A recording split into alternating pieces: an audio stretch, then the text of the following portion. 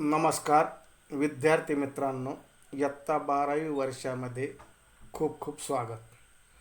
तुमचा समाजशास्त्र या विषयाचा शिक्षक श्री उल्हारे सर आपल्याशी संवाद साधत आहे. विद्यार्थी मित्रांनो, इयत्ता 12वीचे वर्ष तुमच्यासाठी अत्यंत महत्त्वाचे आहे.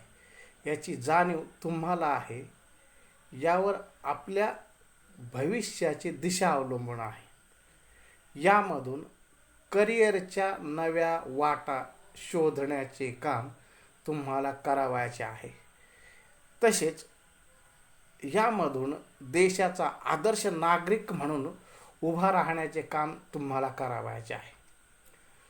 तुमच्या या अत्यंत महत्त्वाच्या शैक्षणिक वर्षात शिक्षणाचे नुकसान होऊ नये, त्यामध्ये खंड पडू नये, यासाठी ऑनलाईन शिक्षण पद्धतीचा आधार घेतला आहे.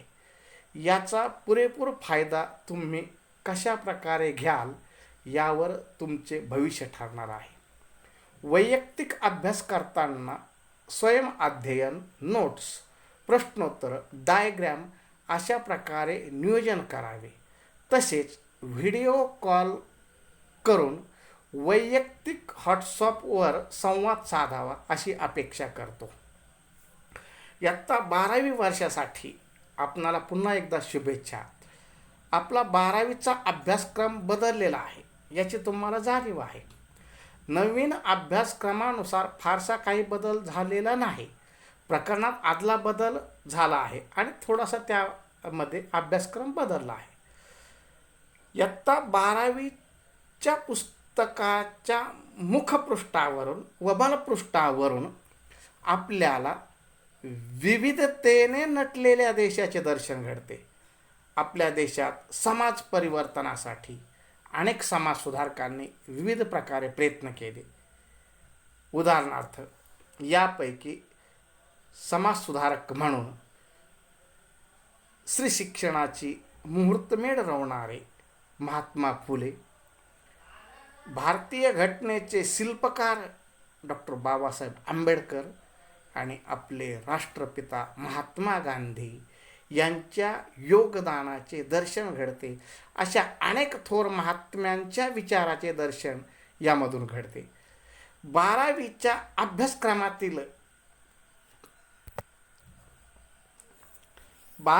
अभ्यासक्रमातील घटकावरून भारतीय समाजाचे दर्शन घडते. ते आपणाला पुढील प्रमाणे सांगता येईल. उदाहरणार्थ, भारतीय समाजाचा परिचय प्रकरण नंबर 1 आहे. या परिचयाचा अभ्यास करत असताना भारतीय समाज वेगवेगळ्या कालखंडामध्ये कशा प्रकारचे जीवन जगत होता, त्याची जीवनसंरचना कशा प्रकारची होती, त्याची वेशभूषा, केशभूषा, खानपान, रूढी, मूल्य, परंपरा कशा प्रकारे होत्या, धार्मिक मूल्य कशा प्रकारची होती, याचा यामधून परिचय होतो आणि त्या माध्यमातून तो समाज घडत असतो याची आपल्याला जाणीव होते. नंबर 2, भारतीय समाजातील वर्गीकरण.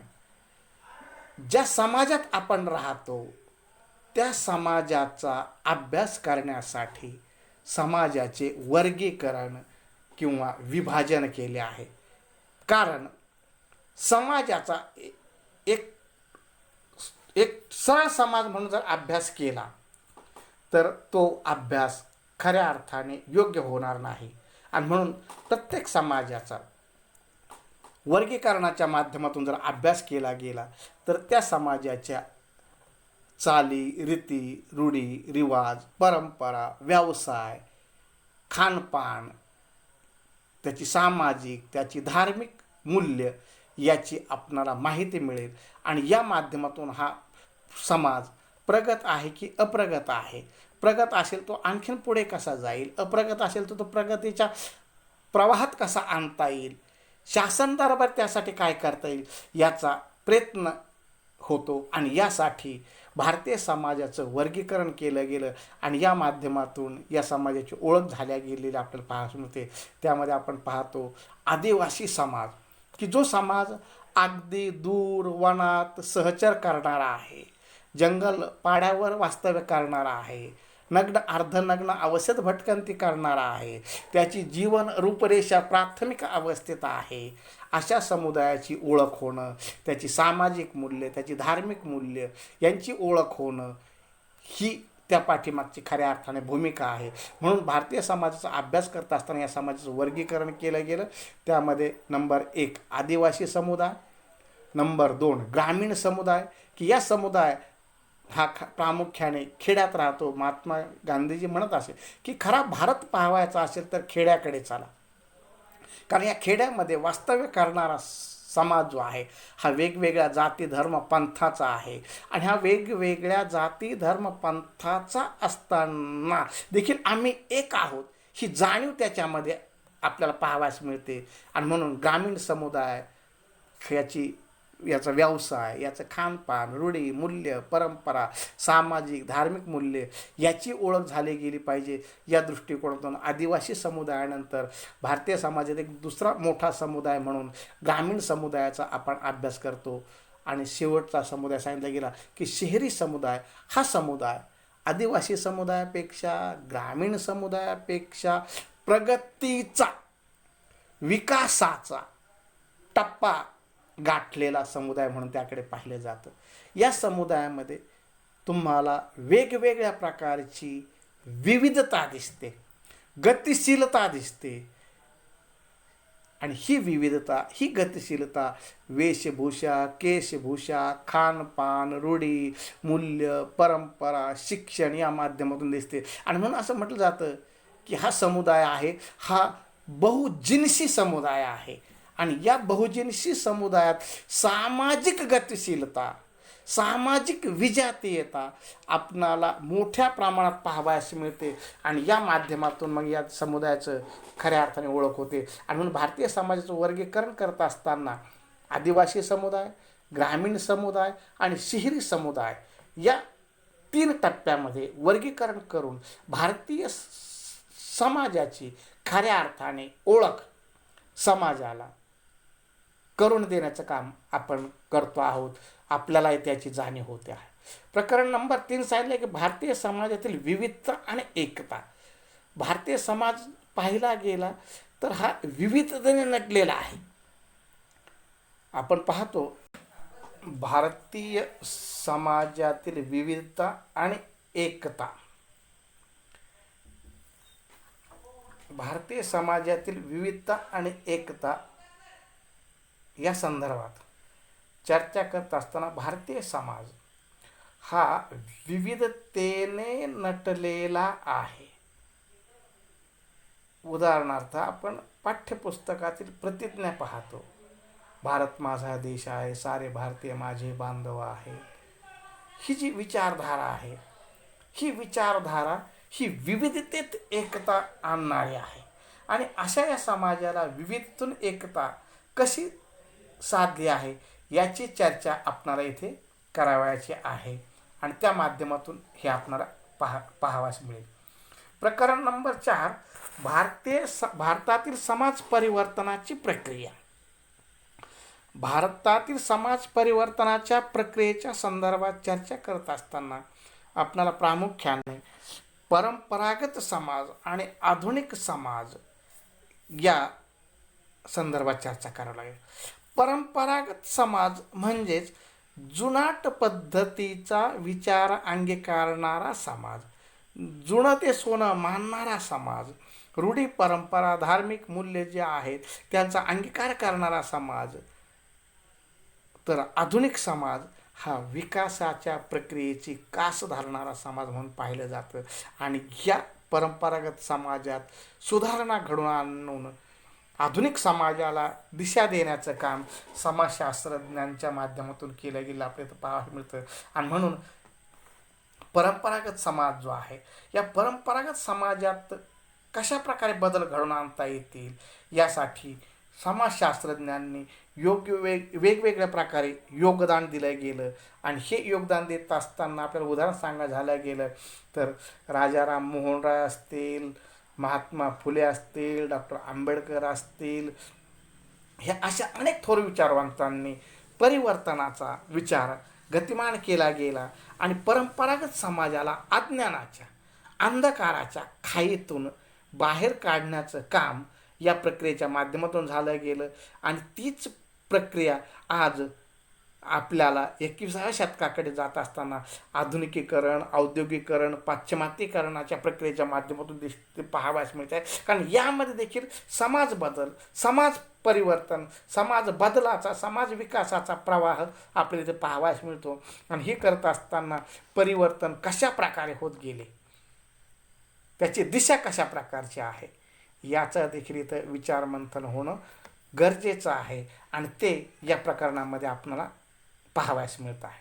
नंतरचं प्रकरण सांगितलं की भारतातील सामाजिक चळवळी, अनेक समाजशास्त्रज्ञांनी चळवळी करून भारतीय समाजाला पुढे आणले, भारतीय समाजाला विकास प्रवाहात आणले, भारतीय समाजाला एक नवी दिशा देण्याचं काम या चळवळीच्या माध्यमातून झालं गेलं.